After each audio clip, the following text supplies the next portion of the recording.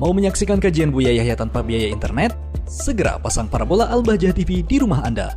Bebas biaya bulanan dan tanpa koneksi internet.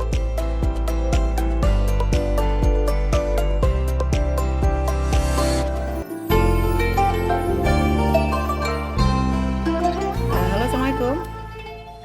Waalaikumsalam. Baik, dengan siapa di mana? Ini hamba Allah dari Subang, Umi. Baik, kita bersolat terlebih dahulu. Allahumma sholli ala sayyidina Muhammad wa ala ali sayyidina Muhammad. Allahumma sholli wa sallim barik alaihi wa ala alihi washabihi. Baik, silakan langsung bertanya kepada Buya. Mohon maaf Umi, saya agak gemetar. Ya Ibu. Begini Umi. Silakan. Ya, Afwan, saya izin bertanya. Saya punya putri yang saat ini sedang mondok. Pada suatu saat dia ada keluhan. Katanya dia ada keluhan dari pondok memberitahukan ada keluhan kalau kacamata yang dia pakai sudah buram. Kemudian saya minta ke pihak pondok untuk kalau bisa bisa diselesaikan di sana gitu, dan ternyata memang dibantu dari pihak pondok, dibawa ke optik ya Bu ya. Terus sudah dibawa ke optik, kemudian ada beberapa waktu putri saya itu ada keluhan lagi. Katanya kacamata yang dia pakai sekarang katanya buram, jadi lebih jelas yang lama gitu. Dan pada saat dia sedang belajar itu jadi agak kesulitan gitu melihat ke papan tulis. Terus saya minta ke pihak pondok untuk bagaimana gitu penyelesaiannya. Saya minta apa sebaiknya dibawa ke rumah sakit gitu. Ya memang saya menganjurkan seperti itu. Soalnya putri saya mengeluhnya seperti ini. Waktu di rumah katanya kan dibawa sebelum dia ke pondok udah pakai kacamata. Dan waktu di rumah katanya kan saya bawa ke rumah sakit mata ya Umi. Katanya Umi kalau ke saya bilang, Umi kalau di rumah waktu dibawa ke rumah sakit mata beberapa kali pemeriksaan. Saya pikir memang salah ya, saya tidak menyarankan untuk dibawa ke dokter mata gitu, ke pihak pesantren. Jadi memang kesalahan dari saya ya, jadi saya tidak ada usulan ke situ. Terus saya bilang, ya udah nanti saya gimana ya baiknya, saya bilang gitu. Saya mengirim lagi pesan ke pihak pesantren untuk minta dibawa ke rumah sakit saja gitu, soalnya kacamata yang udah diganti sekarang itu masih buram gitu. Baik. Nah terus gini, setelah beberapa hari saya itu menanyakan lagi ke pihak pesantren apakah putri saya sudah diganti kacamatanya gitu. Dan sampai sekarang belum ada jawaban gitu, sampai udah dua kali. Dan sekarang yang jadi masalah saya tuh lagi sedang jadi pertanyaan untuk saya gitu. Apakah saya itu berlebihan kalau ingin tahu keadaan putri saya, terus saya berlebihan dengan pertanyaan seperti itu maksudnya, dan apakah saya juga mungkin saya sering bertanya terlalu banyak gitu Bu ya. Dia ada keluhan lagi enggak? Dia ada keluhan lagi? Sekarang matanya katanya yang terakhir ya Bu ya, tapi sekarang saya belum tahu lagi. Katanya matanya kacamata yang sekarang buram. Terus ketika dia menulis di papan tulis itu agak kesulitan Bu ya. Terus saya kan tanya ke yang bersangkutan ke pondok pesantren, saya tanya saja apakah putri saya sudah diperiksa ke dokter, kan saya minta diperiksa ke dokter.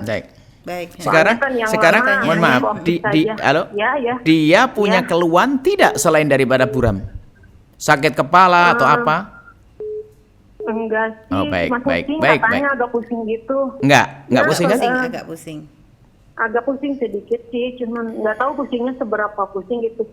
Dan ada lagi satu Buya, saya mohon doanya Buya untuk saya sama keluarga saya, sang putri saya. Semoga saya bisa mendapat pengampunan Allah Subhanahu wa taala, Buya. Amin. Amin. Ya. Terima kasih Buya. Sama-sama. Assalamualaikum warahmatullahi wabarakatuh. Waalaikumsalam warahmatullahi wabarakatuh. Baik Buya, silakan langsung dijawab. Masya Allah. Sudah benar Anda, dan Anda tidak salah bertanya tentang keadaan anak. Wajar seorang ibu menanyakan keadaan anak dan tidak berlebihan. Dan Anda pun juga tidak boleh menanggapi dengan berlebihan dengan keterlambatan di saat memberikan jawaban. Karena yang diurusi bukan anak Anda saja. Karena di sana mungkin juga sudah ada dokternya, biarpun bukan dokter mata, mendiagnosa misalnya, dia tidak ada keluhan apapun kecuali buram. Artinya karena selagi tidak ada keluhan pusing yang serius dan sebagainya, mungkin permasalahannya hanya di mata. Bisa jadi semacam itu menurut tanggapan dokter yang ada di sana mungkin. Jadi kemudian ada hal lain lagi ya. Semoga anak Anda itu adalah orang yang sangat jujur, tidak berbohong. Karena ini akan tapi untuk waspada agar Anda mencoba menyelami anak Anda. Kalau seandainya mondok di kami sini mungkin akan kami tanya dengan halus. Pertama agar tidak berbohong. Karena suatu ketika ini nyata dan benar-benar nyata, dan itu adalah kita yang jadi saksi.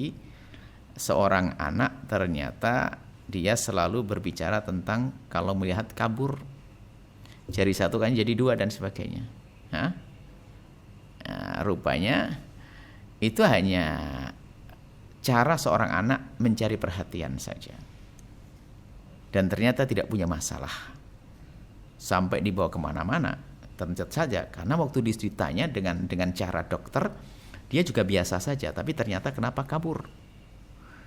Dan yang mengatakan itu adalah dia sendiri setelah dewasa, ngerti bahasa yang bohong itu berdusta. Jadi itu saksi kita. Jadi mengatakan bahasanya saya dulu memang berbohong karena malas saja. Jadi bisa jadi yang semacam ini. Jadi kejadian betul dan jadi kita menyaksikan. Akhirnya mungkin sekali dia itu yang dia sendiri bercerita bahasanya saya dulu berbohong sebetulnya. Dan saya menyesal apakah saya ada tobat. Kenapa bohong? Ya saya malas saja hanya karena saya bilang ini. Kalau begitu perhatikan saya dijenguk ini dan sebagainya. Nah, akhirnya sampai dibawa ke macam-macam pengobatan, sampai ke herbal segala macam, wah datang kemana-mana. Sampai kalau ngomong katanya jadi dua tulisannya. Padahal katanya setelah dewasa dia mengatakan enggak. Memang bohong karena itu bisa saja, ya itu tadi cara mencari perhatian yang. Tapi enggak boleh dong kita menanggap anak seperti ini semuanya. Tapi antisipasi. Ya kan kalau bohong kan repot. Karena sudah dibawa ke kacamata kan di situ suruh baca, suruh ngitung dan sebagainya kan. Sampai bawa ke rumah ternyata nggak ada keluhan-keluhan yang berarti. Tapi ingat, jangan sekali-kali mengatakan anak itu dusta. Hanya ini antisipasi kita. Biarpun didatangkan 1000 dokter, kalau anaknya tidak jujur gimana? Kan begitu. Jadi mungkin Anda membangun membangun pada anak bahwasanya agar dia tidak berbohong. Dan insya Allah dia tidak berbohong. Cuman khawatir sisi ini yang sering dilupakan. Ada enggak di pondok anak pura-pura sakit? Banyak. Kan begitu. Hanya karena pengen enak tidur di kamar. Sampai suatu ketika anak itu pengen demam, cita-citanya pengen pulang. Ada di pondok kita pernah pondok lama. Jadi ada pengen demam, karena pengen pulang. Sebab kalau makanya di Al-Bahjah itu kalau sakit malah nggak boleh pulang. Justru akan dilayani. Kenapa? Sebab kalau pulang belum tentu terawat di rumah. Bahkan kalau diizinkan pulang, yang lainnya yang sakitnya sedikit langsung pura-pura langsung mengatakan sakit. Jadi ada berbohong tuh ada. Dan bukan Nabi dan Rasul mungkin sekali berbohong. Tapi ingat, nggak boleh seorang guru, ini termasuk yang kita marahi, jangan sekali-kali guru mengatakan anak yang sakit lalu katakan oh dia pura-pura. Itu nggak boleh. Na'udzubillah, zalim. Justru saat ada mengadu kita anggap benar-benar sakit agar kita bisa melayani dengan maksimal. Cuman itu dari sisi kita sebagai orang tua ya, supaya kita membangun pada diri anak itu agar menjadi orang yang jujur supaya nanti diselesaikan masalahnya dengan gampang. Banyak orang ngaku sakit itu banyak santri, macam-macam sakitnya. Ada yang ngaku head juga, ada yang ngaku ini. Karena memang itu kan karena masalah sifat atau akhlak itu saja. Lalu Anda tidak berlebihan, Anda bertanya dan Anda minta untuk dibawa ke dokter secara serius nanti. Dan Anda sendiri sampai di rumah juga nggak bawa ke dokter, Anda sudah ngakui salah kok. Mungkin di pondok itu sudah didiagnosa ya, mungkin menurut ahlinya sudah. Apalagi pondok bisa saja mungkin bisa melihat ini adalah tidak perlu sampai ke sana. Atau mungkin sampai suatu ketika, bayangkan, kita pernah ngantarkan waktu kita masih mondok, anak sakit. Anak sakit suara nggak bisa bangun, ajib. Nggak bisa bangun, kan kasihan, Anda soalnya nggak bangun, mau dipulangin. Akhirnya dibawa ke dokter terlebih dahulu. Setelah dibawa ke dokter, karena dokter membuat satu gerakan khusus. Ternyata tiba-tiba dokter bisa kepada kami. Manggil kami, Ustaz, ini anaknya ini bohong. Kok bisa? Kalau dia betul sakit seperti yang dirasakan, nggak mungkin dia bisa melakukan begitu. Kan? Jadi rupanya dengan keadaan lemah dia berbohong. Dan betul ternyata memang berbohong.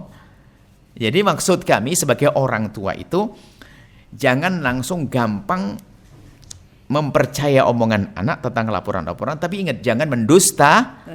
Tapi kita harus waspada. Waspada. Saya lama di pondok pesantren ya. Bahkan kita pun juga mungkin pernah merasa bohong ya. Ngantuk saja bilang pusing kan, pernah ngantuk pengen lanjutin tidur ya, kan bisa saja kan. Semoga Allah mengampuni, mungkin bisa seperti itu kan, bisa saja. Jadi seperti itu. Jadi dari pihak orang tua ini penting sekali ya, yang sering lupa kita untuk nyampaikan orang tua itu. Jadi bahasa laporan anak-anak kita yang ada di pondok jangan langsung diterima, tapi jangan juga langsung ditolak. Jadikan itu bahan untuk kita cerna, kemudian nanti diskusikan dengan ustadznya. Seperti itu ya. Baik ya, Nah, insyaallah. Baik, dan doanya tadi minta doa Bu ya. Insyaallah sehat, anaknya sehat, enggak matanya benar, insyaallah tidak akan kabur lagi setelah ini. Insyaallah akan jadi anak yang soleh atau solehah, insyaallah. Baik. Setelah Anda menyaksikan video ini, jangan lupa berselawat kepada baginda Nabi Muhammad sallallahu alaihi wa alihi wa sahbihi wasallam.